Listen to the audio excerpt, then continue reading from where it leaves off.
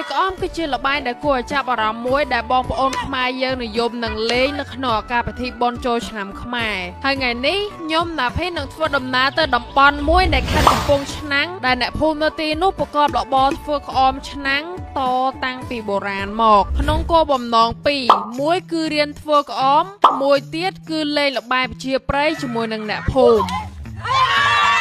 បេសកកម្មយើងថ្ងៃហ្នឹងគឺចាប់ផ្ដើមក្នុងភូមិអណ្ដូងឫស្សីភ្នំក្រាំងដីមាសគោលដៅយើងថ្ងៃនេះគឺយើងទៅរកលោកយាយម្នាក់ដែលរស់នៅក្នុងភូមិនេះគាត់ប្រកបមុខរបរធ្វើក្អមឆ្នាំងតាំងពីដូនតាមកបន្ទាប់ពីកវ៉ាលក្នុងភូមិគឺខ្ញុំបានរកឃើញលោកយាយហើយចៅមកខេត្តកំពង់ឆ្នាំងចង់ឲ្យយាយបង្រៀនរបៀបធ្វើឆ្នាំងអញ្ចឹងកុំឲ្យខាតពេលយូរយើងចាប់ផ្ដើមគោលដៅទី1របស់យើងគឺសូមឲ្យលោកយាយបង្រៀនធ្វើក្អមឆ្នាំងចាប់ផ្ដើមមុនដំបូងគឺលោកយាយគាត់ធ្វើក្អមឲ្យខ្ញុំមើលសិនថាការធ្វើក្អមឆ្នាំងនេះមានប្រមាណដំណាក់កាលហើយដំណាក់កាលនីមួយៗគេធ្វើអីខ្លះមានដីស្អិតមានដីឆ្កាតអានេះដីឆ្កាត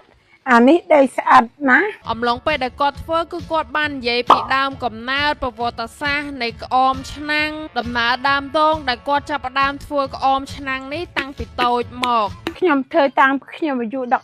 ឡូវខ្ញុំ67ហើយកូនអំឡុងពេលដែលមើលលោកយាយធ្វើគឺយើងឃើញថាការធ្វើក្អមឆ្នាំងនីមួយៗតម្រាំបានចេញជារូបរាងគឺមិនងាយស្រួលទេការធ្វើក្អមគឺមិនមែនគ្រាន់តែសូនរូបហើយទេគឺយើងត្រូវកំណត់រយៈពេល5រយៈពេលដុតទៀតអំឡុងពេលលោកយាយកំពុងតែបង្ហាញគឺមានទស្សនិកជនមកមើលបដាហើយក្មេងៗនៅក្នុងភូមិមកកាន់តែច្រើនកាន់តែល្អអូននៅពេលដែលបងរៀនធ្វើក្អមហើយបងមានល្បែងប្រជាប្រិយលេងជាមួយចេះបាយបាត់ហើយនេះមិនដឹងចេញពីស្អីទេក្អមខ្ញុំតប៉ែតអស់លេងកូនសិស្សថ្មីហើយខ្ញុំមិនដែលធ្វើក្អមធ្វើម្ដងគឺឆ្កងខ្លាំងមែនតើអ្នកទាំងអស់គ្នាក្មេងៗនៅនឹងយាយ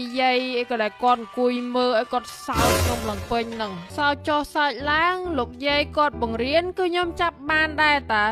ចុះឡើងគឺខ្ញុំធ្វើចេញជារូបរាងក្អមមួយបាត់នៅពេលដែលធ្វើក្អមហើយលោកយាយគឺគាត់នាំខ្ញុំទៅលាងដៃហើយគាត់បង្ហាញពីកន្លែងដែលគាត់រស់នៅសប្តាហ៍ថ្ងៃនឹងឯងមានកន្លែងចង្ក្រានកន្លែងគាត់គេងសប្តាហ៍ថ្ងៃនឹងគឺគាត់រស់នៅជាមួយបងប្អូនដោយសារតែប្តីគាត់គឺបានធ្លាក់ពីលើដើមត្នោតមួយនេះ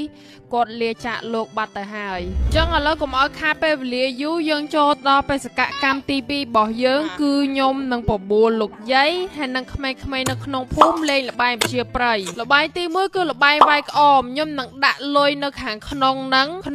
មាន50000មាន10000ហើយរង្វាន់ធំបំផុតគឺខ្ញុំដាក់អាំងប៉ាវបើសិនជាលោកយាយវាយចំអាំងប៉ាវមួយហ្នឹងគឺគាត់ទទួលបានទឹកប្រាក់$100ស្មើនឹង400,000រៀលអញ្ចឹងគឺខ្ញុំហើយជាមួយនឹងអ្នកភូមិចាប់ផ្ដើមរៀបចំទីលានសម្រាប់វាយក្អមហើយមានក្មេងៗច្រើនណាមកមើលដែរឥឡូវបងសួរមួយហើយណៃចង់លេងអត់ចាអូខេបើចង់ចាំបងដាក់ឲ្យលេងដែរឥឡូវយើងចាប់ផ្ដើមល្បែងប្រជាប្រិយវាយក្អមរបស់យើងទាំងអស់គ្នាមុនដំបូងគឺខ្ញុំចាប់ផ្ដើមចងកម៉ាភ្នែករបស់លោកយាយសិនតាមច្បាប់នៃល្បែងប្រជាប្រិយរបស់យើងហើយចាប់ផ្ដើមបង្វិលលោកយាយហើយឲ្យគាត់វាយក្អមតែម្ដង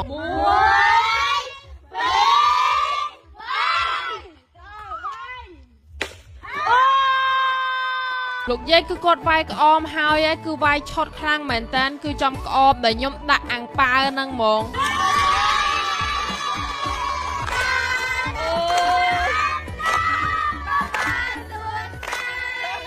តែអ្នកទាំងអស់គ្នាប្រកាសជាឆ្ងល់ហើយថាម៉េចបានវាយឆុតម៉េះហើយដើរទៅឡើងស្រួលតែម្ដងឥឡូវចាំខ្ញុំប្រាប់ចៅប្រាប់មួយយាយវាយអាកណ្ដាល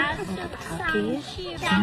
នោះមូលហេតុគឺមានតែប៉ុណ្្នឹងឯងអ្នកទាំងអស់គ្នាខ្ញុំអាណិតលោកយាយពេកគឺខ្ញុំចង់ជូនលោកយាយ100តែម្ដងទៅប៉ុន្តែក៏ចង់ឲ្យលោកយាយលេងល្បែងប្រជាប្រិយសប្បាយដែរបងប្អូនទាំងអស់គ្នាចង់ឲ្យខ្ញុំទៅលេងល្បែងប្រជាប្រិយនៅតំបន់បងប្អូនទាំងអស់គ្នាអត់ចាំខមមិនម្នាក់មួយមកខ្ញុំតែដឹងតែឈ្នះហើយបើខ្ញុំប្រាប់មុនអញ្ចឹងបន្ទាប់មកគឺវគ្គក្មេងៗម្ដងគឺខ្ញុំចាប់ធីមឲ្យក្មេងៗដើម្បីលេងល្បែងប្រជាប្រិយមួយទៀតគឺល្បែងទាញព្រ័ត្រត្រៀមហើយណៃ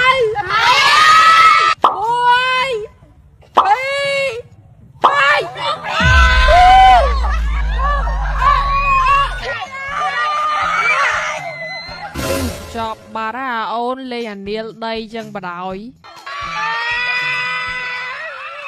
mà này mười kế vì thi tùm sai smart này chơi chùm nia ba tờ lơ còng bi thi tùm sai ប៉ុន្តែនៅពេលដែលលេងល្បែងជាប្រៃហើយគឺខ្ញុំទៅតែរកឃើញថាក្មេងៗទាំងអស់គឺជាកូនសិស្សលោកហើយមកលេងល្បែងជាប្រៃអត់រៀនម៉ោងសិល្បៈរបាំអីទេលោកគ្រូមកដល់គឺរត់ខ្សែជើងគ្នាទៅវត្តអស់លីងអំឡុងពេលពិធីបុណ្យចូលឆ្នាំខ្មែរនេះគឺខ្ញុំចុះខេត្តច្រើនដើរលេងកន្លែងផ្សេង